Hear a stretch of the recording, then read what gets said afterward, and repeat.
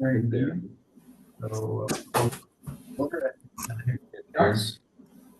Before you proceed, hey, Joanne, how's the sound on the microphone from Steve?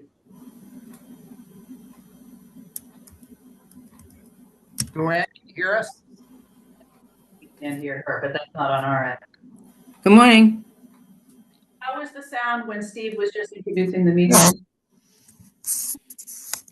Are you asking me?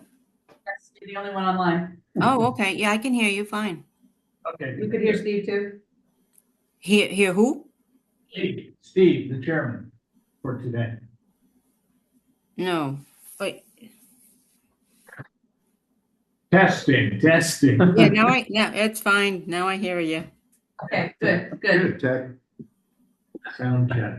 Just making sure, because last month we had all kinds of problems with this tech unit. Okay, So all right. now, as long as you can hear us, we're good. Okay. So our first order of business is the approval of minutes. Motion to approve. Last week.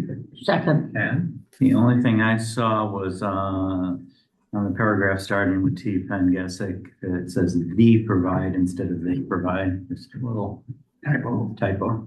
wow, good catch. Wow. Uh-oh. One I overlooked. Joanne missed that one? I know. How did I do that? So noted. Okay, so we have let's vote. Yes. Yes. Yes. Okay, minutes down. On to the next. Correspondence? Definitely nothing unrelated to agenda items. I don't even really think, it's Renee. I saw one this morning. You did? This- Oh, well, that's an agenda item. Oh, That's what, yeah, all right. yeah. You were saying, here comes. Renee is also now in the meeting. Well, hi, Renee. Citizen comments. No regular citizens are present. And we're on to committee business. First up is the Connecticut DEDC Community Investment Fund grant projects and Main Street reconstruction is first. Okay, which one, the SIP grant? Yes, SIP grant. I have received the assistance agreement, signed it, and sent it back to the state for counter signature. That is the last step to unlock access to the funds. The state has not yet countersigned. I did check back with our attorneys on Monday to see if they had heard back, and all they knew is that it was in queue. So I can only presume that that means imminently we will be able to start spending down that money, which is important because Freeman can't really do anything more for us until I can pay them for the pending invoices that have been stacked Right. up. Yeah, we exhaust, just for you guys' reference, the town paid out of local funds the bulk of the design. But since we expanded the scope to include some of that stormwater design and some changes around adding, well, we modified the parking in front of 65 Main and we added some crosswalks or whatever.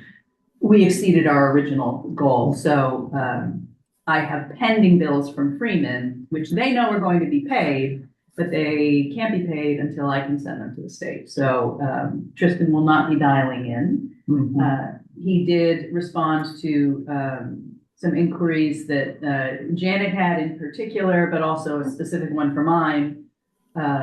He's prepared the bid package.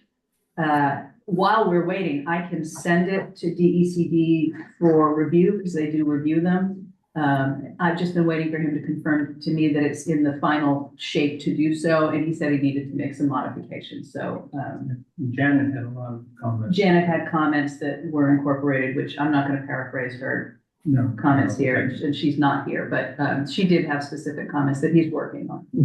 So, yeah. Tira, Yes. at our Maker Faire meeting, it came up with a question whether or not we could have a crosswalk from on Main Street to going into Riverside Park.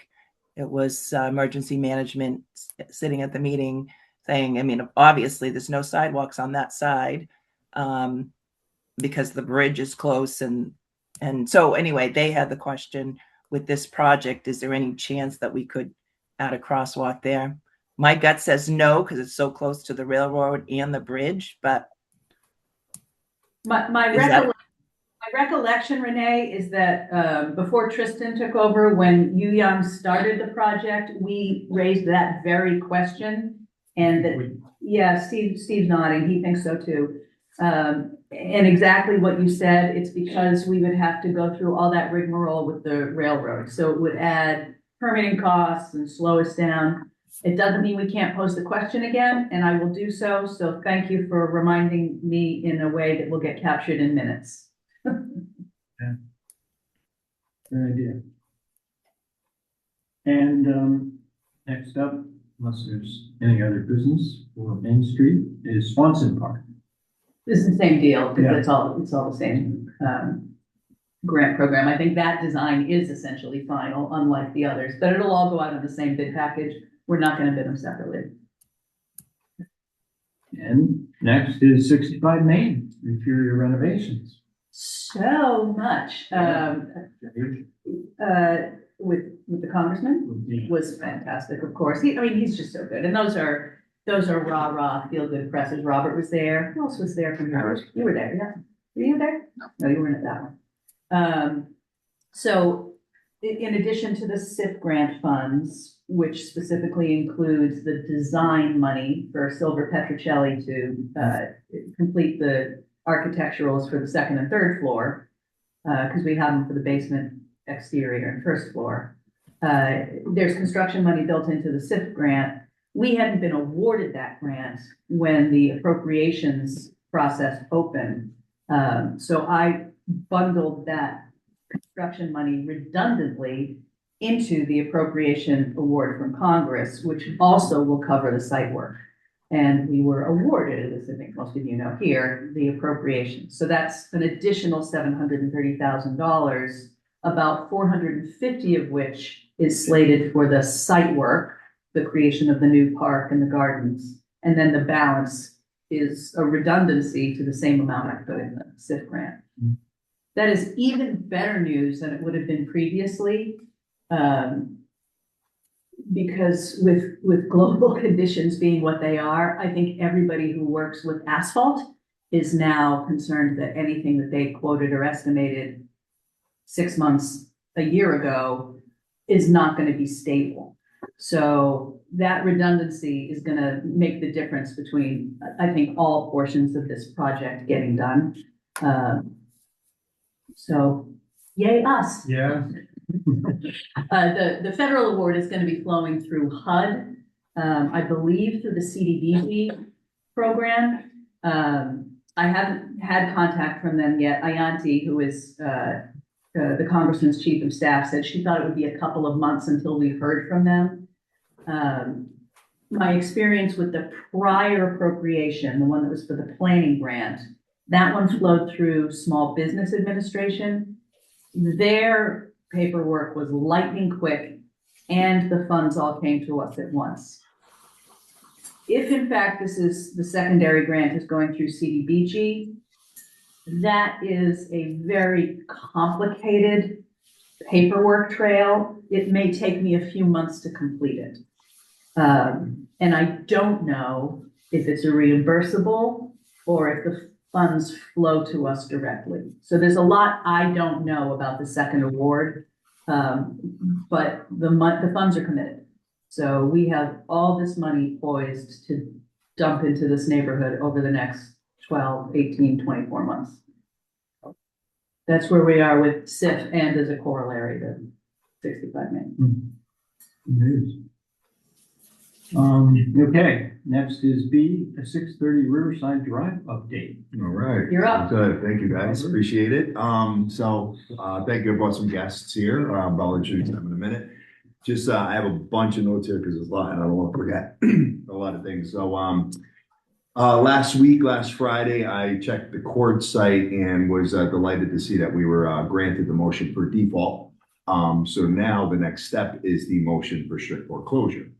What I need to do with my attorney is I've already paid for an updated appraisal. I had an appraisal done back in June, but you need an updated one in order for for the judge to see what the actual value of the property is. The property, the valuation that we come up with does not include the environmental cleanup that's associated with property. So what we need to do, I've got that in process, and I've also engaged a environmental remediation company that is going to price out the work, update it, because it was obviously it's a considerable amount more expensive than it was back 10 years ago with inflation and all that. So once we have the updated appraisal and we have the remediation, the remedial action plan estimate, which is rough. It's, you know, obviously we got it. Once we get our civil engineer put together with my LEP, then we'll really fine tune these numbers. But right now it's just like a rough, so we can get that in front of the judge so we can get our strict foreclosure.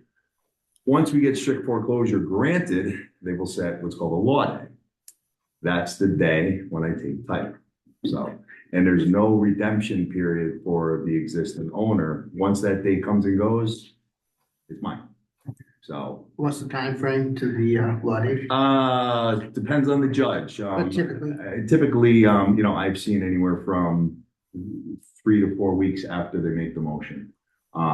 You know, it could be Well, that's 30 really days. fast. Yeah, it could be 30 days. You know, commercial is a little bit different. So, and it's been a while since I've completed one of these foreclosures before. But I can tell you, you know, typically 3 to 4 weeks, like they'll say like, you know, on the first, they'll say like the end of or something like that. So hopefully, you know, fingers crossed that nothing, there's no hiccups here, but nobody's appeared. Nobody's planning on appearing. The old bank that has the loan on it is nowhere to be found, and the existing owner and I are cool. So, and he just can't wait for it to be done. So that's that.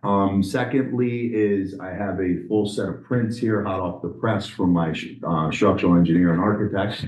I'm building comparable buildings in other areas of the state, but what's good is that now that I have this, I can go meet with John, the building inspector. And I have a meeting with him on Monday to go through the prints just to kind of get his eyes on it. And I do this in all the, you know, every time I build anyway, I go do a preliminary with the building inspector to get their comments just to save time. Because, you know, building inspectors have 30 days to give you a permit. So at least if I could have all his comments here, then I could just give it to him when I'm ready and he could just, you know, approve it right then and there.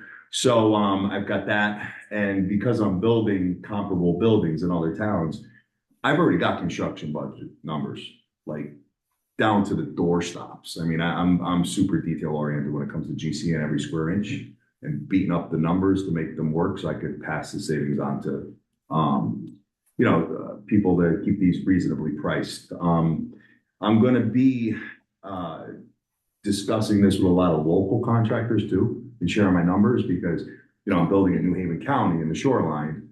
I'm not planning on using the same guys up here. So I'm hopeful to bring these numbers up here and get people to be somewhat in line. So this way, you know, they're in close proximity and they know, you know, where the closest stores are to get the lumber and, you know, that kind of thing. So we're working, and I met with a concrete company, Barnes.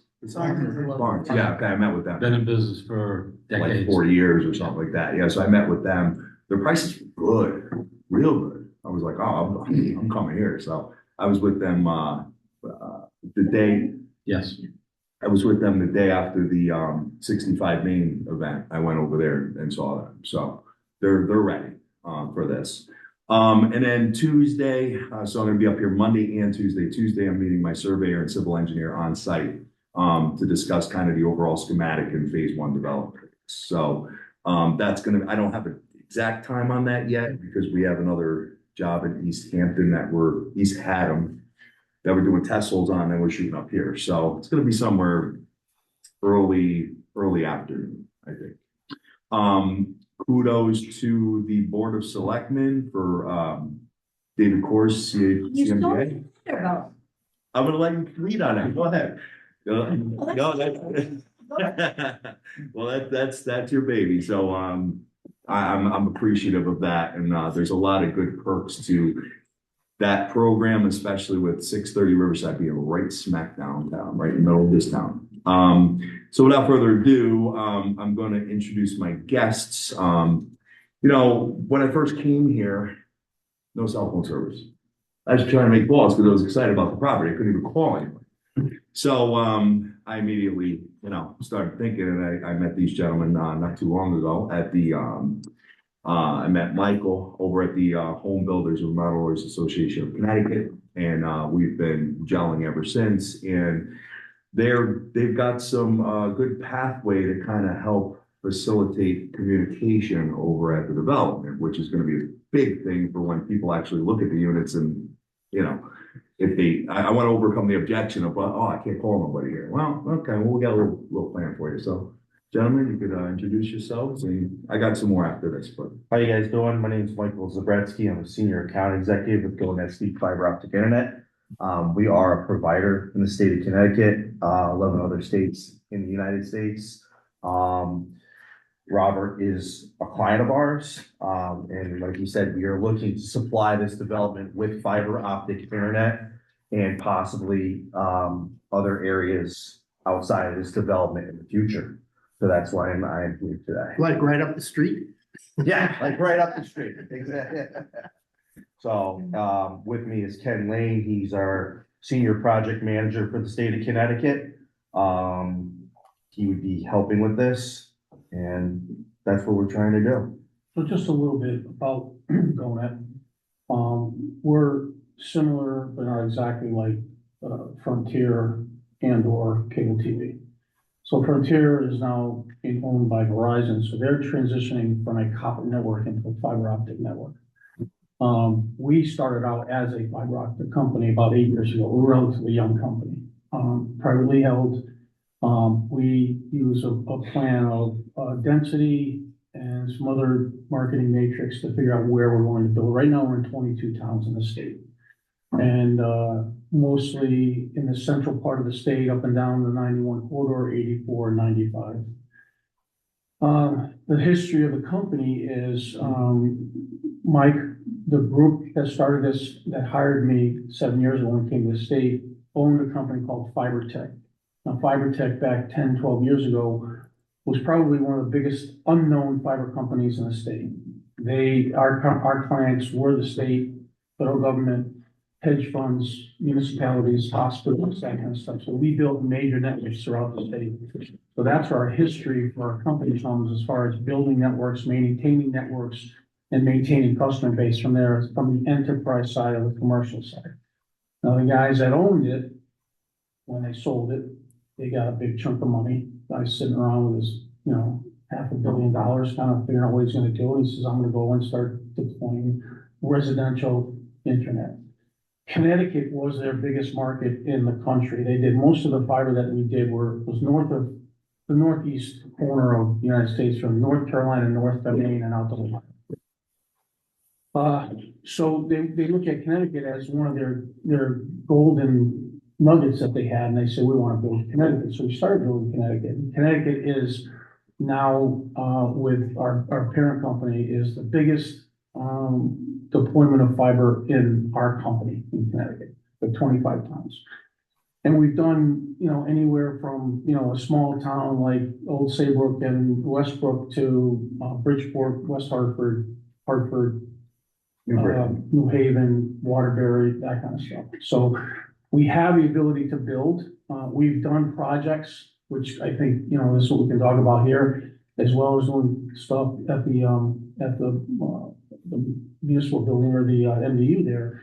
We have the ability to build for the towns themselves and build out. We did a big project for the city of New Britain. We built the whole city of New Britain for residential and commercial based enterprises, as well as all the entities that the city had on their agenda. So you're talking all their major buildings in town are fed with our fiber optic network. Their traffic signals are fed by the fire department's fed, the police department, everything in town, all their infrastructure is fed through our network. And the pluses of that is towns tend to kind of think that I want to go out and I want to build my own network. But you got to maintain it, you got to get out there, you got to pay somebody to build it for you. It doesn't really play out economically from that perspective if you're going to build, especially a small town like you guys. New Britain looked at all the avenues. We're in major competition with Frontier, all the major national players, the cable TV guys, even some of the older networks like AT&T. Where our expertise came from was a combination of our past and the expertise that we have with our residential services, which is one of the best in the country, service-wise and speed-wise and everything else. So the opportunities there when we come to Rosendale or Thompson, is to be able to kind of meld the two together if we can.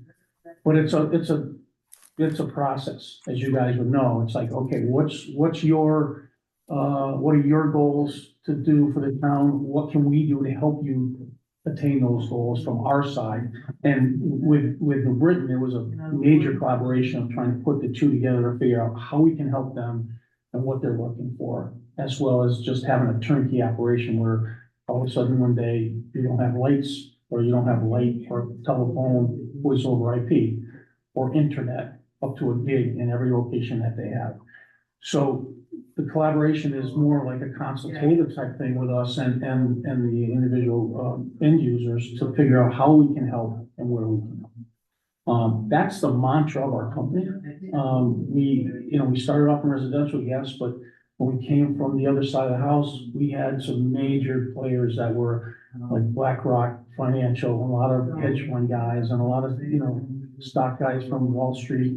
The 911 circuits were on our network. So we understand the responsibility that we would have to make sure that everybody on that out end is being serviced and reliable.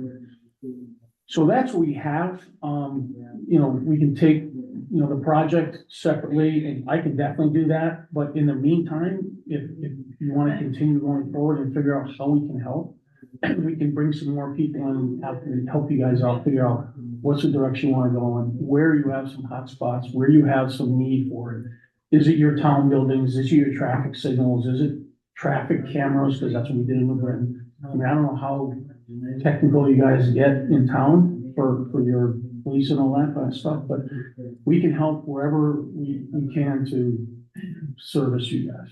So it's a relatively small, close to the best company. But if you need to talk to the COO, his name's Tom Fallon, just talked to him yesterday, you can call him up right now and say, Tom, can you come down? He lives in North Carolina. He can come up and have a meeting with you guys. He's a great guy. But we're here to kind of, build our business, but also help the communities that are stuck and being held, for lack of a better word, hostage by, the Verizon / Frontiers and the cable TV companies of the world saying, this is the way we do things and you guys got to mold.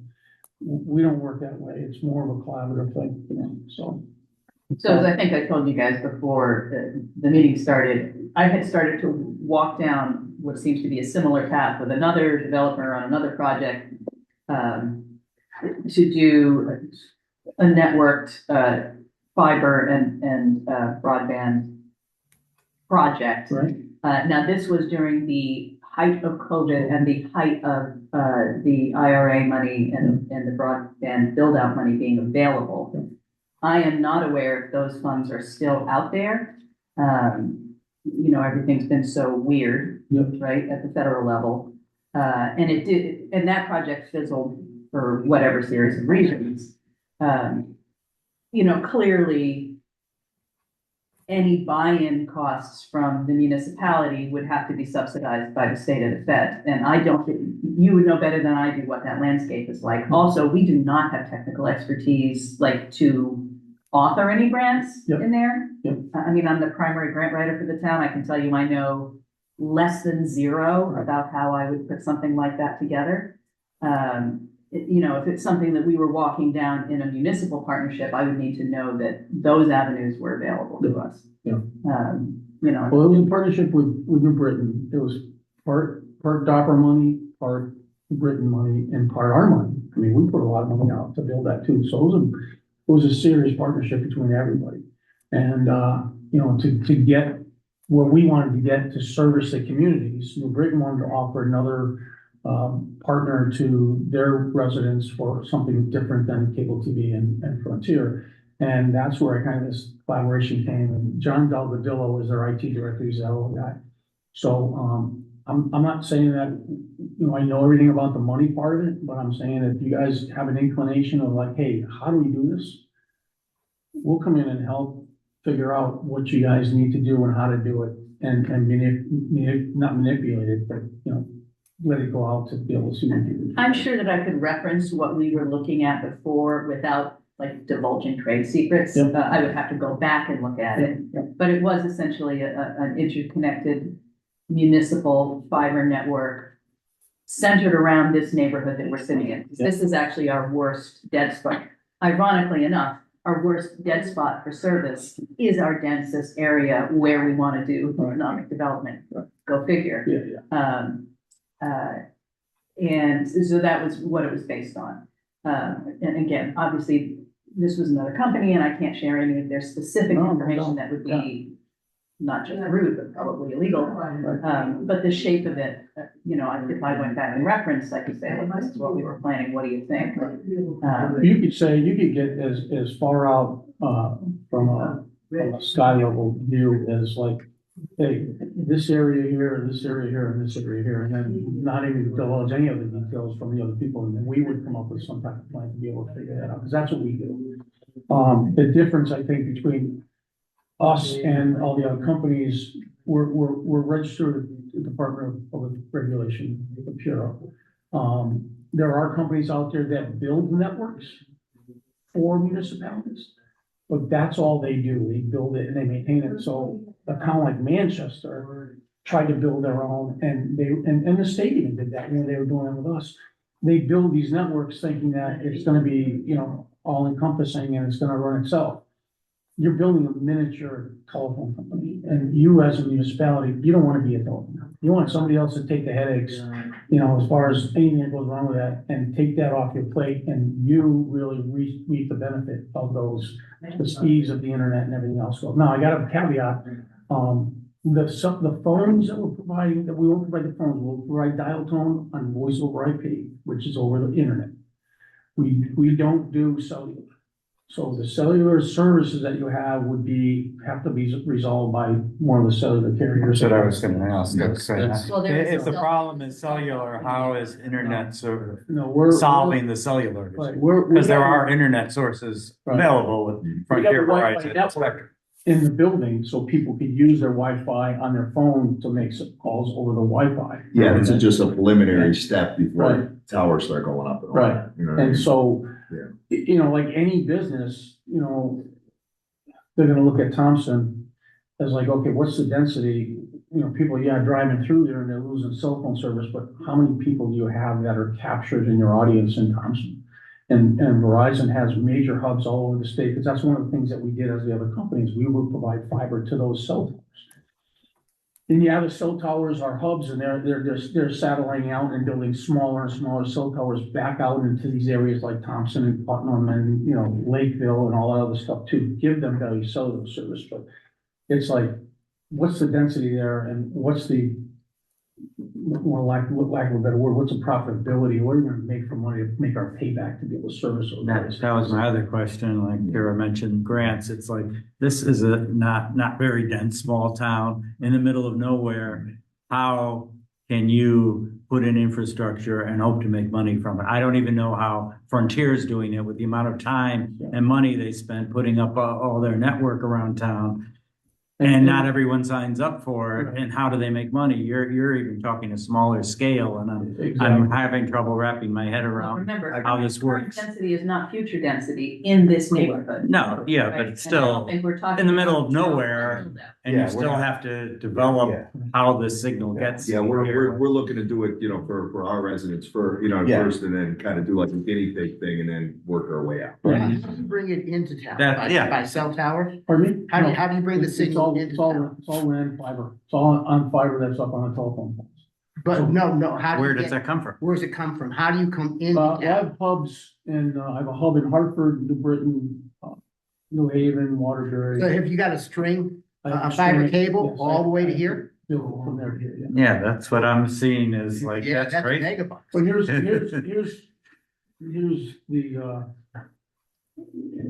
the solution. So that fiber tech now / Brown company that was my company before, we have a partnership with them. So if I have service in Groton right now, We did a big 300-unit apartment building in Groton, brand new building, right off of 95. Groton is like 25 miles from Old Saybrook. I'm not gonna build 25 miles from Old Saybrook to Groton to get me to Groton for only those 300 units. So Crown, Fiber Tech, my other company, has fiber optic, they have 5,000 miles of fiber in the state of Connecticut. So I can lease that fiber to put my light on it, to get from point A to point B, onto the network, hop on in Old Saybrook, hop off in Groton, and now I got my light there.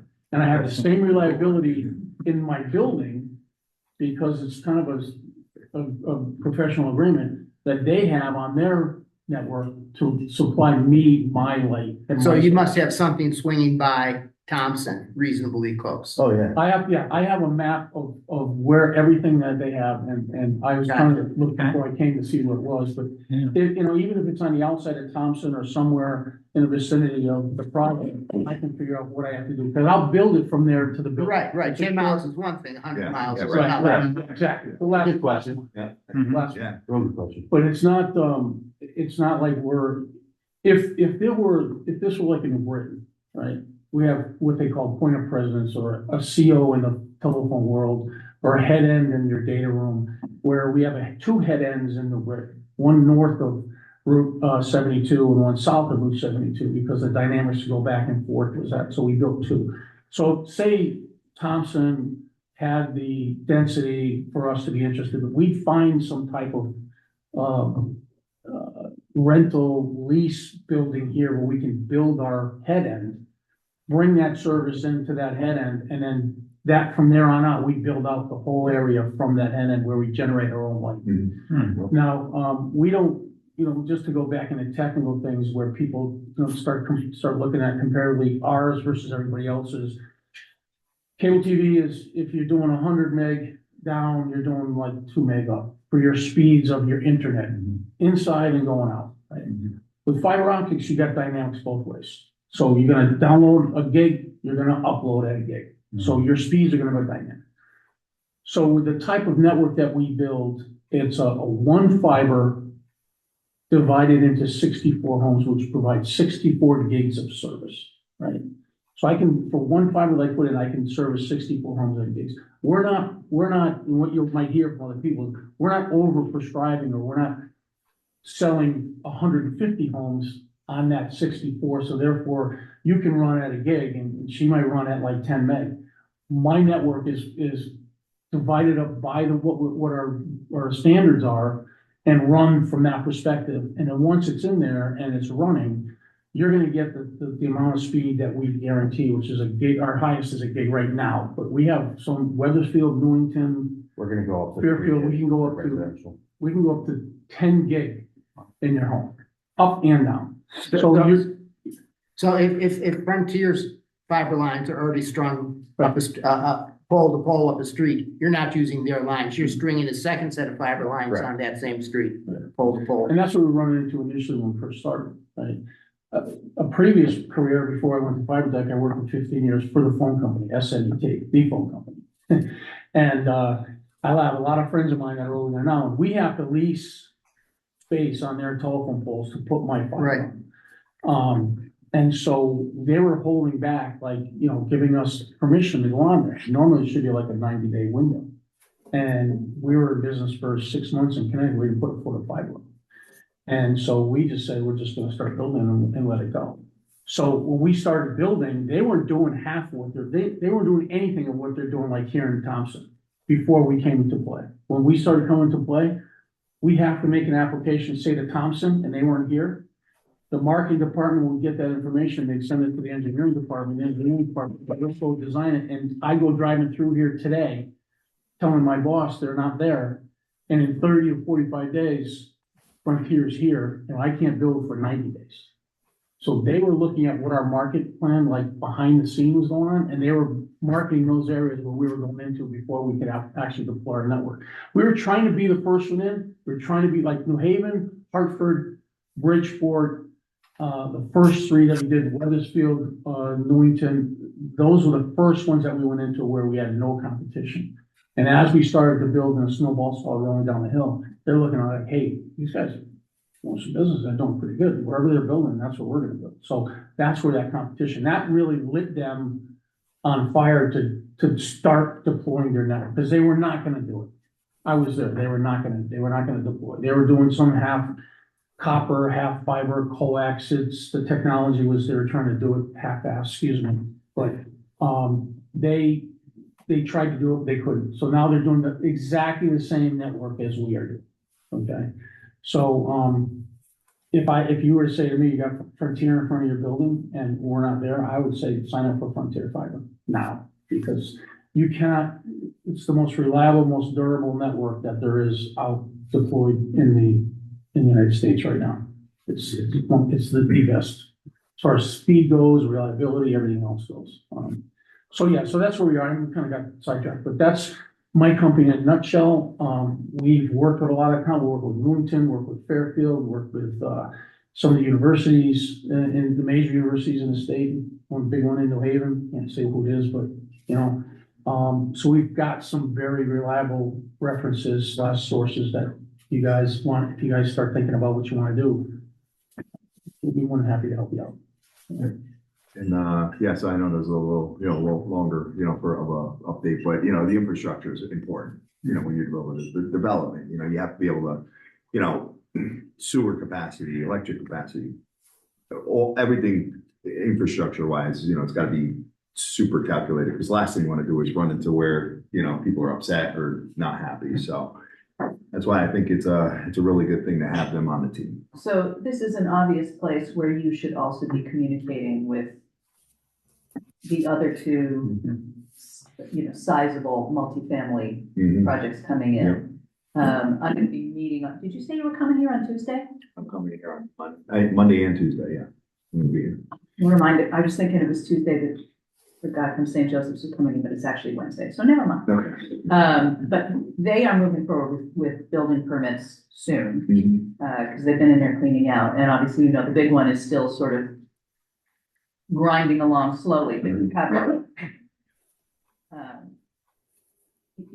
there's probably an economy of scale in there. Of course, yeah, definitely. Yep. I've already reached out, to multiple developers in town and said, here to help, you know what I mean? I mean, there are several projects going on in the vicinity. Yeah. Even just one out of state and one next town over as well. And that kind of leads me into my next bullet point here. The Home Builders and Remodelers Association, it's a group of some of the most elite, highest level builders in the state, developers. And that's where Michael and I met each other. And Tira, you and Nick, I'd like to invite you April 2nd, where we're going to be having a meeting regarding the procurement of entry level and reasonably priced housing.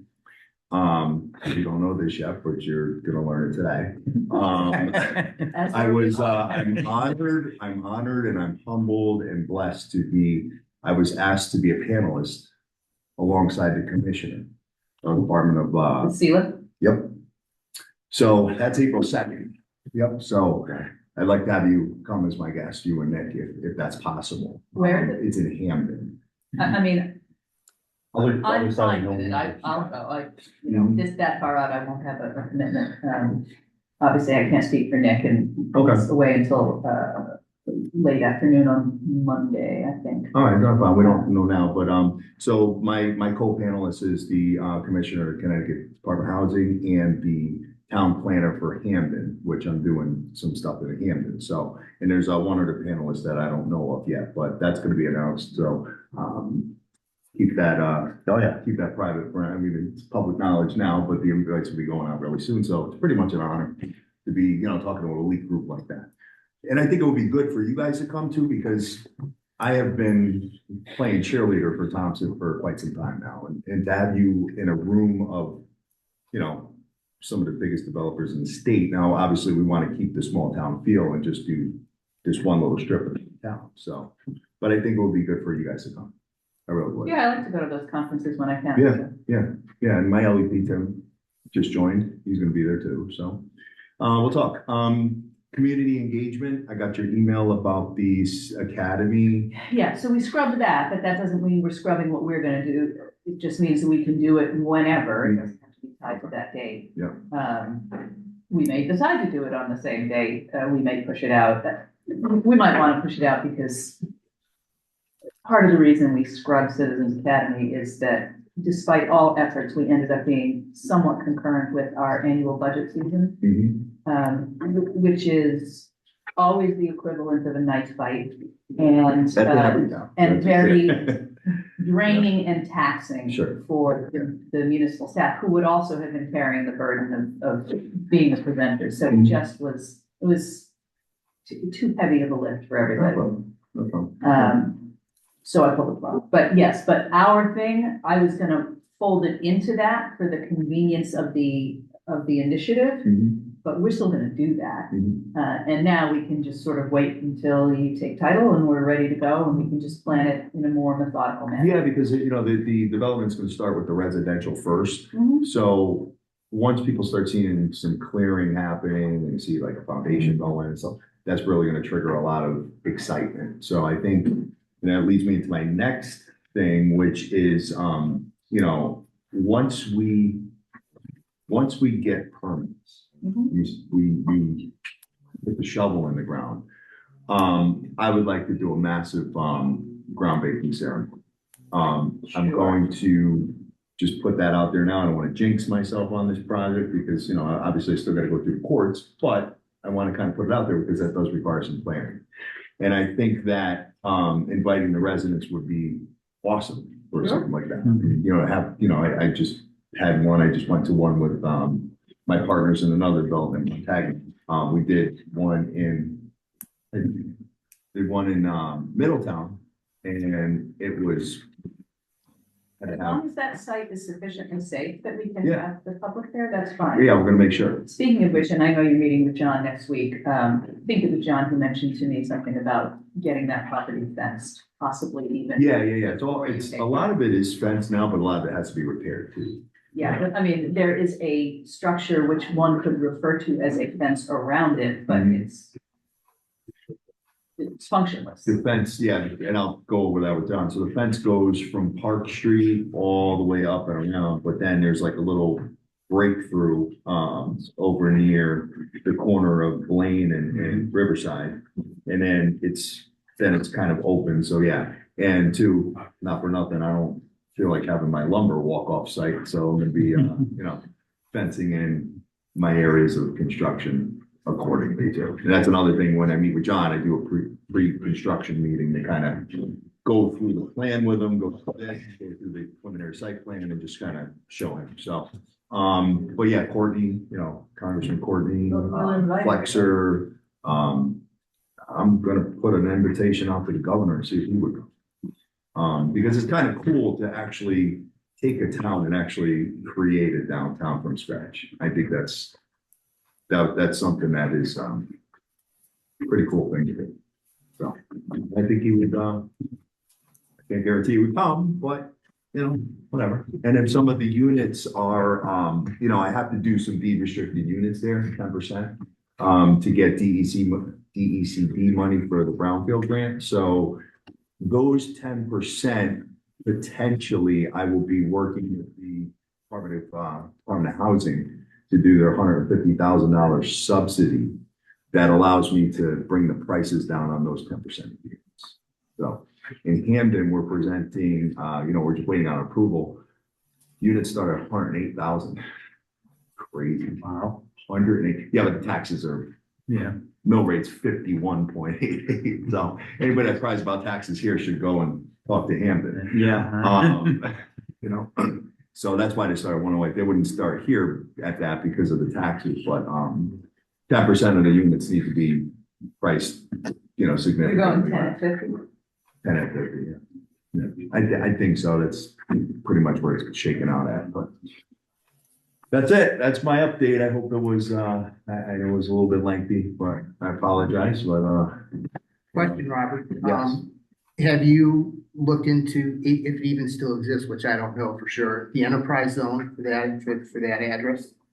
I have not. You're talking about like the what do you call it, the enterprise zone. For the commercial end of it, commercial end of the business. I haven't looked at that yet. That could be a state. I don't think that applies to housing. No, but the commercial end of it. Oh,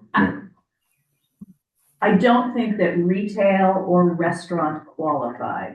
Yeah, A brewery would qualify Right. because they make their own beer. Right. But the enterprise zone It's incentives, basically manufacturing. it's job creation. Yeah, exactly. Job Yeah. creation, Yeah. yeah. So it's mostly manufacturing. There are some other like shoehorned things in there. I know Yeah. breweries are one of them. But it still exists. I mean, it's been 20 years, Oh, it 25 exists. years It's since I just did we've it. never had a good. We've had 2 or 3 applicants to that program that I am aware of since I've been here. It's not a great fit for the kinds of commercial properties that we have available, for all of the reasons that we know they don't come here. We don't have utility support, blah, blah, blah. So, and we just haven't had any of the small nimble manufacturers come either. Actually, your whole business probably would have qualified. Oh, it did. I was on it. Yeah. Yeah. that's. Yeah, it's very difficult. We had to really overpay at least one application that I know of to get them to accept it in. But yeah, retail specifically excluded, restaurant specifically excluded, brewery, okay. Yeah, the enterprise program, if I remember correctly, I remember it as the state covered half your taxes. Your property tax bill was basically half. Mhm. And I don't remember, the state absorbed part of it and the town absorbed part of it. It's been a long time. You want to know the honest truth? I was the administrator of it. I always hated it. The assessor is now the administrator of it, which, by the way, in my opinion, was always the appropriate person to be Right, the yeah. administrator of it. But he is very familiar with it. I was never super comfortable with it. The 2 or 3 applications that I helped on were like torture. And I don't think the state did a particularly good job of follow-up. Yeah, I'm looking at, empowerment zones and enterprise zone, talking about enterprise. Zone. Enterprise, yes. I don't see that They're in highlighted. enterprise corridors. Corridor, so basically it's Route 12, but I don't know No, from where to where. It's the 395 corridor. Oh, it's a 3, So Route 12, anything on Route 12 will yeah, qualify. right, okay.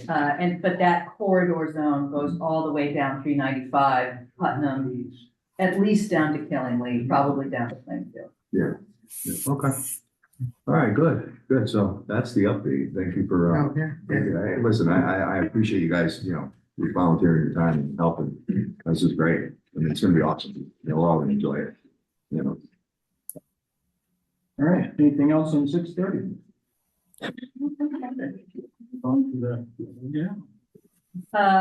River Mill, I believe, the developer's attorney has sent the last document that was requested.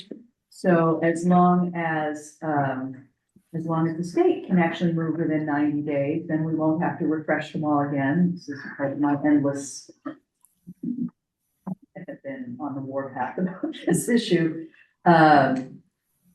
So I believe that will, get them to the point where they can craft the assistance agreement. I have not checked back directly with the state on that one this week. I did, speak to Duncan's attorney and, late last week, she told me this, she sent over that last document they were waiting for. So, we're in the same holding pattern. We appear to be closer every month, every day, every minute. But the forces holding it up are completely outside our.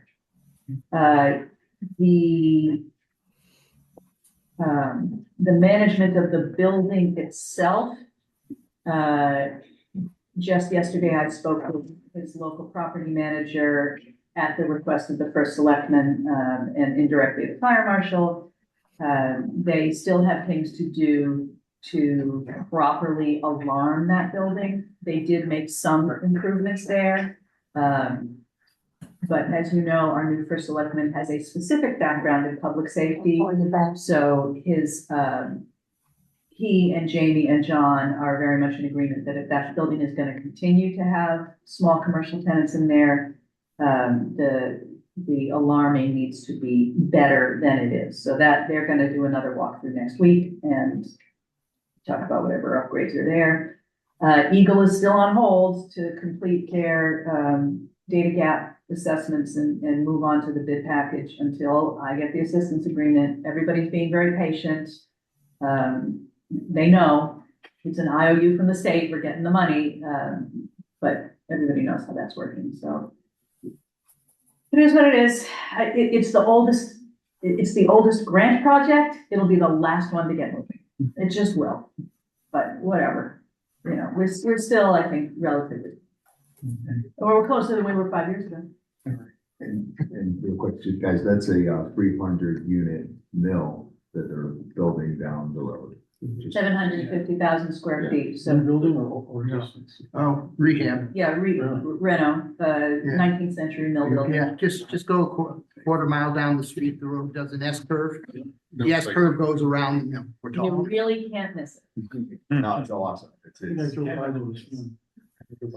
Yeah, so, It's a great so structure. 300 plus units and,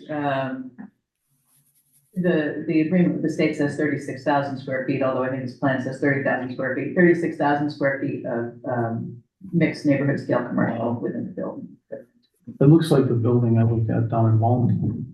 You know, the big building in Voluntown that there's like two buildings, the Pompanosik Mills. I never get down there, but there's tons of them all over the area. This is 700, that was 700 units. Yeah, this is Wow. This is supposed to be the largest still intact contiguous No? mill. Wow. I don't know that that's actually true, and there are certainly mill sites that are larger in aggregate, but not necessarily contiguous. That's why I look at a lot of them. This one's a big boy. Really? Yeah, the beams, the main beams are trees. Yeah. Yeah, they're like 14 by 18, like Yeah. 60 feet long. No. Yeah, Wow. yeah, they're massive. How old's the building itself? 18, mid 1840s, 1825 maybe? 1869. I would 1869. trust It Ken. was a couple of years after 630 was done. Wow. That's interesting. Yep, so nothing really substantive there, but we continue apace. After there. It's been a slow process since roughly 2017, 18. We're Yeah. still plugging away at it. Okay. Oh, on I'm to- sorry, one more thing on 6:30 before I, so you know that, and I know I've mentioned it before, but I'm just gonna remind you again, go to that monthly, real estate networking thing. They are anxious to meet you as soon as you take title, so Okay. as soon as you let me know about that, Mhm. we'll plan on you going to whichever that month meeting that is. I'll introduce. Yeah, it would be nice to have a law date set. You know what I mean? At least then I can start getting like, getting a little more excited, but that's cool. Awesome. You mean you can get more excited than you are now? Trust me, he gets more excited. My wife, I run downstairs 2 a.m, start drawing things out on paper. She's like, where are you going? 6:30. Okay, now on to congressional. I'm gonna leave before I walk in there, so I just want to done. Right. Thanks Nice a to lot, meet guys. you. Appreciate your time. Thank you.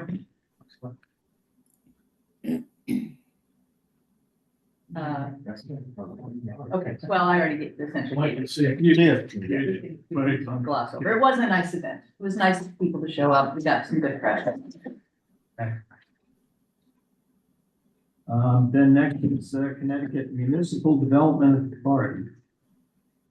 So as Robert let you know, at the last Board of Selectmen meeting, David Corus, who is the, I guess his title is Executive Director, I assume that's his title, of the CMDA, Connecticut Municipal Development Authority, gave the required public presentation to the town to just give the overview of what the program is, and the Board of Selectmen opted in by resolution to participate in the program. So as a reminder of what the program is, it was set up a couple of years ago as sort of a high-level technical assistance program for municipalities doing economic development, but with a pretty specific focus on things like transit-oriented development, downtown revitalization, and to a lesser extent, promoting housing density. Unlike some of the other things that have been put into place with legislation recently, which are housing first, CMDA is really economic development first, but housing is a component of. So by opting in, once we finalize an actual MOU with them, which comes after steps, we get access to tranches of funding that are made available through certain programs that they've been authorized by legislation, but they haven't like populated the funds yet. They're creating those funds now, but they're essentially infrastructure, things that would support additional sewer connections in towns where that's a problem. Sidewalks. What infrastructure, capital programs. One of the incentives for me, and I've talked to David about this, is since transit-oriented development is one of their real thrusts, and we talk endlessly about that rail siting or that railroad, and 915 Riverside is smack on top of it, and Gumpert owns that, but he doesn't have an active plan for it, that this might be a way to start to advance that conversation. And yes, it is a one-way rail only, but it does go straight up into Worcester. So I mentioned this to David. I'm like, oh, well, it's one way only. It's like, oh, yeah, we can deal with that. It's pretty fun. So short-term project, no. But as we build density, as we build economic viability on a commercial sense downtown, all of these things become possible. Now, to actually enter into the final MOU, and I've already sent our documents on to them for review, they review your zoning codes, your plan of conservation and development, any long-term plans, like I sent him the presentation we did on your project. I think I sent him the current schematics for the big mill. And they review those and they come back with a series of recommendations. Now, specific to your zoning codes, one of three things happen. Either they look at what you've got and they say, you are perfect just as is, let's sign the MOU and we'll go on. Or they say, we can't sign this MOU with you unless you make X number of changes to enable what it is you claim your priorities are. Or the middle path, which is, you know what, these are pretty good, but we see these areas for improvement, but we can still enter the agreement. I fully expect we will be in the middle category. We went to a lot of effort, as you know, to update the regulations in 2020. We made significant progress there, but there have been legislative changes that I know we're going to need to respond to. Given our current constitution, the Planning and Zoning Commission, it's going to be more of a struggle to do these legally mandated things than it would have been 4 years ago. But we will get them done. But I do not believe our zoning regulations are in such a condition that we won't be able to move ahead. And then it's the technical advice, and you just sort of customize it to what your town needs and what your goals are. David's been working in this sphere. You probably met him when he was at DECD. He was up here to look at the mill. We had the tour of the mill. Yeah. He represented the commission. DECD at that time, yeah. Yeah, he represented the commission when we did the big tour with Courtney and everything. Yeah. So he has been here a few times. Very bright guy, working at a very high level on these issues. So to have him in your back pocket as an ally is great. Corollary to that, you guys know I'm on the Brownfield Land Bank. I'm an officer on the Brownfield Land Bank. So Tim and I, for the land bank, had a 2-hour meeting yesterday with Plainfield about a project that they've had going on for a long time, and I strongly recommended that they opt in to CMDA too. So this is something that could, as towns come together and start working on the same problems, especially with the transit piece, instead of operating in these stupid little isolated bubbles, starts to get some real opportunity to maybe actually have transit in this corridor, because we do need it. And we will need it more as we have more human beings who need to get to places to work within the region. But I think that, I'm gonna invite, Jill, and Shannon from Plainfield to the developers. Sure. You know what I mean? So we could all kind of Yeah, get together and chat. they're both great. I mean, I'm good friends with Jill, and I don't know Shannon as well as Jill, but she shows up to stuff. That's So great, yeah. yeah, she's good. So that's the MDA. Probably take them a couple of months to review all our documents, especially since I wrote the Moby Dick of plan conservation and developments. And then we'll see what their recommendations are. You know, the struggle that I'm gonna end up with on this is gonna be with the faction. I'm finding with the faction. Yeah, they're gonna make it hard for me, for sure. But whatever. What's the pain? Is that what I'm doing? Okay. So the last item of business is other or new committee business. Room or online? Joanne, Renee? No, I'm all set. Me too. Toot my own horn shamelessly for just a moment. Last week, I was invited to give comment to a senior fellow, and I apologize that I cannot remember the name of the foundation that he works for, but they're a policy group based out of Boston. Somebody referred me to them to talk about passing local zoning to eliminate parking minimums, which of course we did 5 years before the state did it. So he interviewed me last week, and they're working on a policy paper now, and I'll be better than them. I thought that was kind of cool. So I'm tooting my own horn. Yeah. Okay, and with that, I guess with that, 1 hour, 10 o'clock, we are adjourned. So, All right. Thank you. Yes. Take care, folks. See you next time. All right. You guys are free to look at the plans too if you want. Yeah, I do want to see that.